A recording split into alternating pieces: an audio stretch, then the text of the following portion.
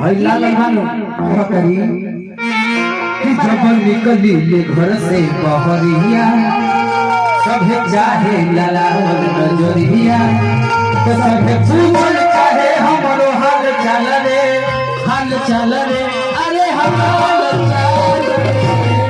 ऐसे क्या सभी पूछे ना पूछे ये भैया पूछे जरूर देखो 12 बजे के बाद कि चाहत दिया बाकी अरे सबका सामने भैया कहतिया बोलिए एक बार तले और इसके बाद इनका मतलब वो बोल रहे हैं 12 बजे गोरी भाई लोग नया कोड वर्ड बोला कि दिनवा में भैया आरती खाली पड़ी ले गोरी तोरी चुनरी ना जो तुझी के चुनरी बा करिया करिया रे आलो जो पर चले ली करिया करिया रे बोलिए एक बार और बोलिए कि जब निकली ले घर से बहरिया सब चाहे बहरिया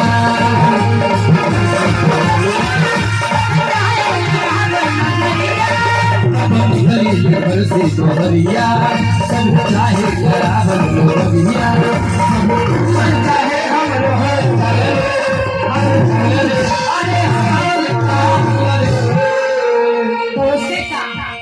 गोरी तोरी चुनरी बा अरे गोरी तोरी चुनरी बा सरूट पर चले लूका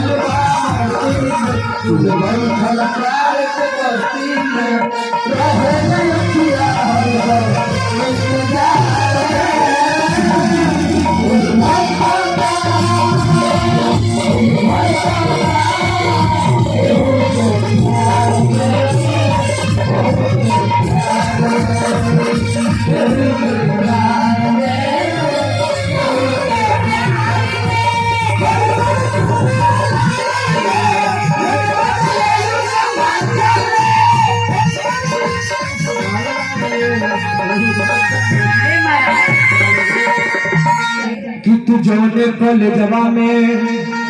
अरे कॉलेलू पढ़ाई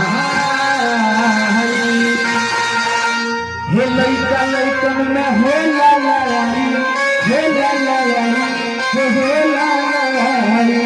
मनोज जी कि जोने कॉलेजवा में कर लो पढ़ाई लइका में हो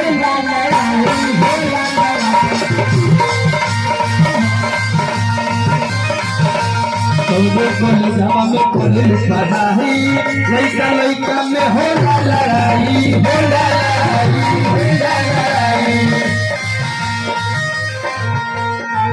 तेरे हिस्से की दीवाने की हिस्से की दीवाने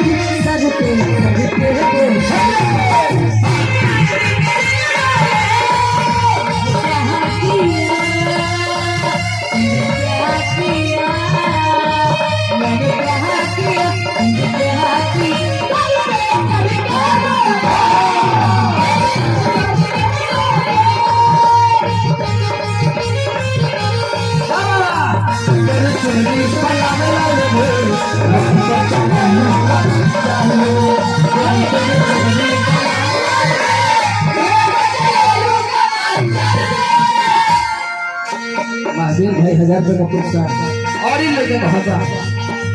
ये मुस्कान अरे की सुंदर रतन बारो अरे ताहरो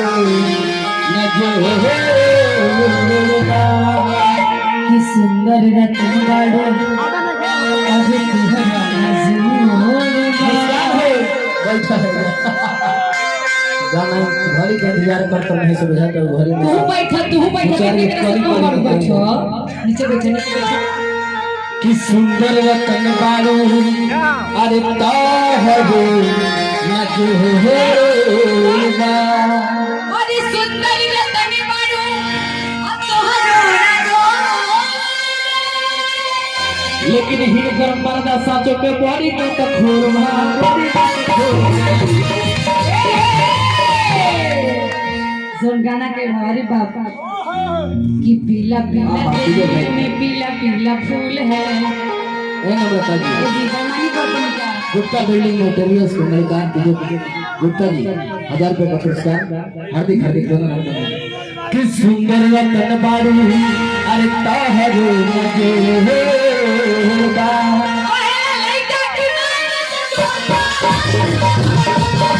सुंदर रतन बाड़ू ताहरो नगोगा हयल पहर की माले की घोड़ा औरी का तुहार देवरा लहरवा नीचे बैठल बा पूछत अस गरबज हाल चाल रे अरे पूछी जी के बीजी हाल चाल रे